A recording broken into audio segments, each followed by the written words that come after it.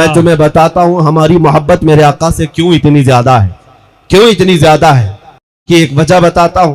मक्का मुकर्रमा में एक सहाबी थे हजरत सुहैब।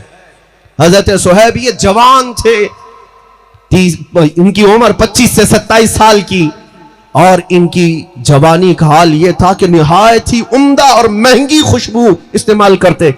मक्का की गलियों से गुजरते तो इनकी खुशबू आती थी। बड़े रईस खानदान से थे, लेकिन मेरे आका के दामन में जब आए, बाप कट्टर दुश्मन था, मां भी कट्टर दुश्मन थी मेरे आका की।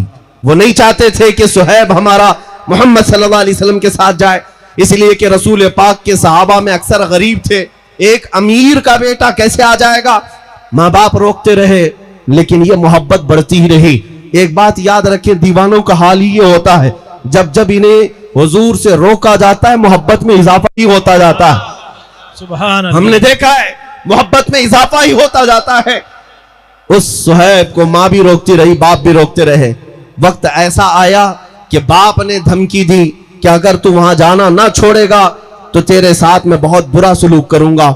जब ये जुल्म सहते सहते सुहैब ने देखा कि मेरे आका हिजरत करके मदीने चले गए, मक्का में नहीं थे, तो हजरत सुहैब ने कहा मैं भी अब मक्का छोड़ करके हिजरत करके चला जाऊंगा। बाप ने कहा अगर तूने ऐसी हरकत की तो सारी जायदाद तेरे से मैं आग कर दूंगा, तुझे एक फूटी कोड़ी भी नहीं दी जाएगी। हजरत सुहैब ने कहा जो लिखवाना है मुझसे लिखवा लो, जायदाद तुम्हें मुबारक, मालो दौलत तुम्हें मुबारक, मैं मदीने का मुसाफिर मदीने चल के रहूंगा। बाप ने कहा सारी चीजें कर ली गई, जायदाद खत्म, कुछ देने को तैयार नहीं।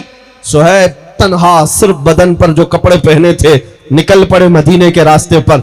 अभी थोड़ी ही दूर गए थे, पीछे से मां पुकारती है, कहती है सुहैब तुझे पता है तेरे जिस्म पर जो कपड़े हैं वो हमारी कमाई के हैं, हमारे पैसों के हैं, हमारे पैसों के कपड़े पहन करके तू मोहम्मद के पास जाएगा।